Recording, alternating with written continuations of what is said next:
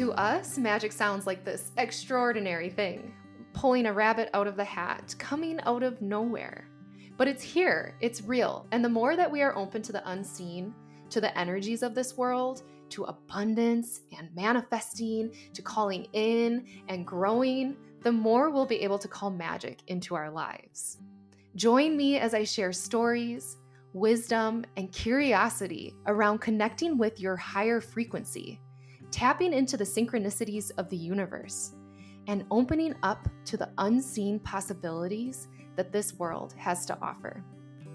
I am your host, Dayna Faye, and this is the Ordinary Magic Podcast. Welcome back to the Ordinary Magic Podcast. I am your host, Dayna Faye, and we are back with another energy update. It is June 2023, and we just had Gemini season. I hope everyone enjoyed it. I hope your communication was a little bit easier. I hope you were still able to ground yourself and didn't feel all over the place. But I always love Gemini season. It's such a great way to kick off the summer. And now we are moving into Cancer season, just in time for the hot weather. So Cancer season, what does it mean? The sun moves into the Cancer zodiac sign on June 21st, and it will stay there until July 22nd, so about a month. So we are stepping into new energy. This is the energy that's going to be prominent on the earth. And I just find this so fun to keep in mind as you move about your month that you can use this energy to kind of like hack your life. It's behind you, so play with it. Or also to make sense of maybe some things that you're going through, which might be more the case in Cancer season. Since it is a water sign, it is very emotional. Cancer energy is receptive, it's sensitive, it's imaginative, it's sympathetic, and it's kind. It's also very emotional. It's a water sign. And it possesses this like active, shrewd, and almost intuitive mind. And at least thinking of some of the Cancerian people that I have in my life, I can really tell that they are deep feelers. So over this month, you may be feeling your emotions just a little bit more than you're used to. This energy tends to be really connected with the family. And this energy kind of makes you feel like you want to be connected to your family, but also like a protector of the family. So Cancerian energy makes us feel super deep. It's a very emotional energy, like I said, and it's represented by the crab. And that's because on the inside, the crab is soft, just like this energy. This energy is loving and soft and emotional and wants to be vulnerable, but it has an outer shell. We all kind of feel like, no, I still need to go about my human life. I don't want to sit in my body with all these vulnerable feelings. But this month is a good month to do just that. Whether it's by yourself or in a relationship, it's going to be normal to feel a little more emotional or a little more reactionary. And I think that's hilarious that it's also like the hottest month in the Northern Hemisphere because everybody knows with hot weather, people are just a little more like road ragey and emotional and things. So this energy really backs that up. So strap on your boots and just know that it's going to be okay and that sometimes this is just the astrological weather that's going on. So know that if you're having a difficult conversation with someone or you just feel like you can't catch a break this month or you're tearing up very easily, that it's okay to sit in your body. It's okay to sit with your emotions and challenge yourself. Challenge yourself to actually take a step back, notice your emotions, notice what's coming up for you, and try not to numb out of it. We all do that. We all reach for the food or the Netflix or the scrolling of the phone, whatever that is. But can you sit with your emotions this month and know that that energy is behind you to do just that? So this energy is behind you for emotions to come to the surface, and it's great for you to feel them. Talk it out with yourself about your emotions first, gain clarity around them.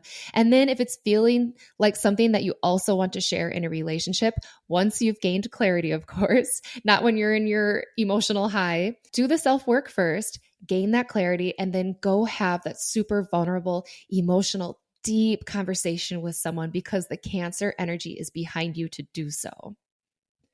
Also, in this energy update, I am going to bring some of the human design gates in. So, right now, today, as this episode airs, it is June 21st, and the sun just moved into gate 15, which is the gate of extremes. I have this gate in my Jupiter, and Jupiter is all about the laws that you need to follow for abundance and success. And I have the gate of extremes. So that's super fun. What is this gate? First of all, just let you know, just like the Cancer sun sign, this energy is prominent for 6 days in a row from June 20th to June 25th. So we're in it right now. So you can use this energy right now in your life. So what is the gate of extremes? It's the capacity to accept and find a place in society for the full spectrum of human behavior. This energy lacks fixed patterns. People with this energy, or for the next 5 days, you're going to be in the energy of actually embracing the extremeness of the human experience. What are examples of this? Getting a really good night of sleep one night and then only 2 hours the next night, or one day being so incredibly busy you forgot to eat, and the next day getting emotional because you had time to sit in your emotions and maybe binge eating a little bit, something like that.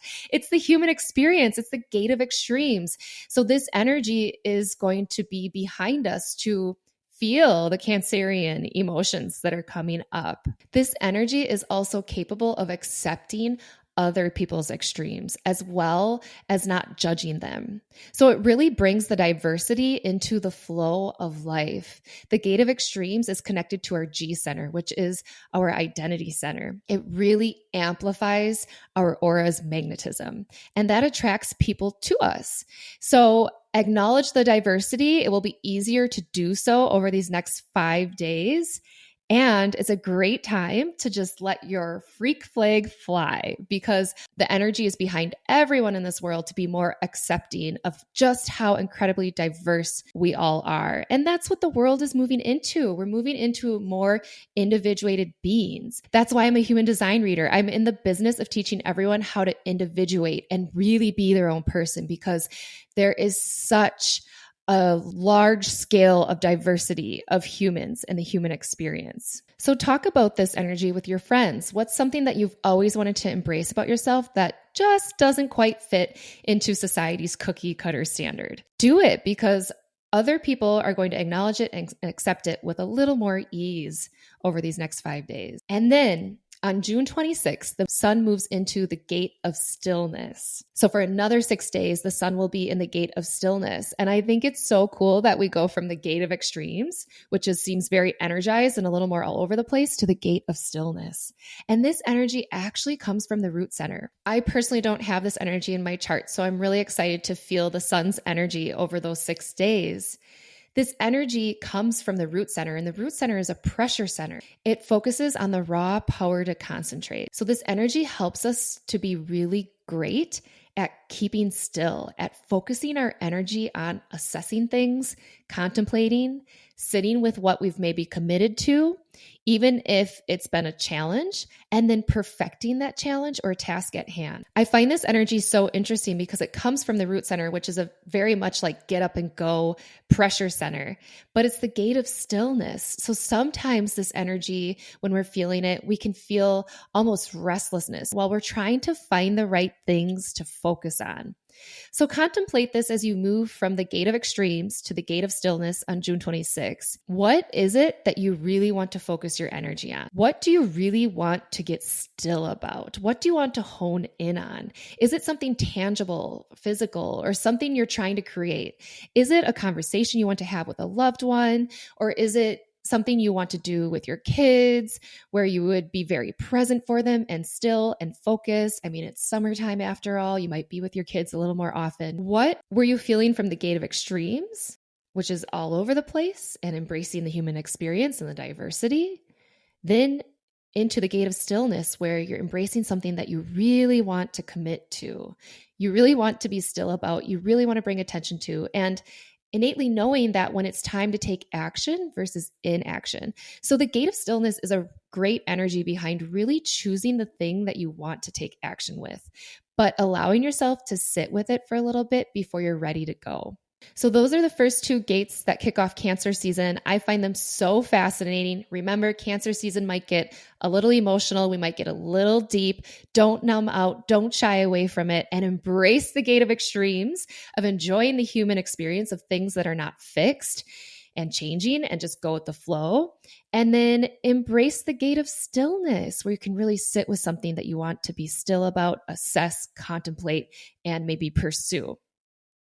I'm excited for you guys to play with this energy over the next month, and I can't wait to check in with you next month for another energy update. And I have a free worksheet on my website to go with our last episode 8, called Out Loud. It's all about taking the steps to talk with the universe. How do you start that relationship? How do you start co-creating with the universe? Listen to that episode first. It's only 20 minutes. It gives such practical tips and tools, and also shares stories to build your belief. And then jump on my website at daynafaye.com. That's DaynaFaye.com to get your free worksheet. I find the worksheet so helpful for you to actually take action. So go to my website, get the free worksheet, and follow the steps, and tell me your universe story. I want to hear them. I love connecting with you guys. So DM me at dayna.faye on Instagram, and I can't wait to hear your story of connecting with the universe. Ordinary Magic is a Lit Path Studios podcast and is produced by Jamie Gale and Dayna Faye. Music is by Shane Ivers. Until next time, I wish you many powerful moments of ordinary magic.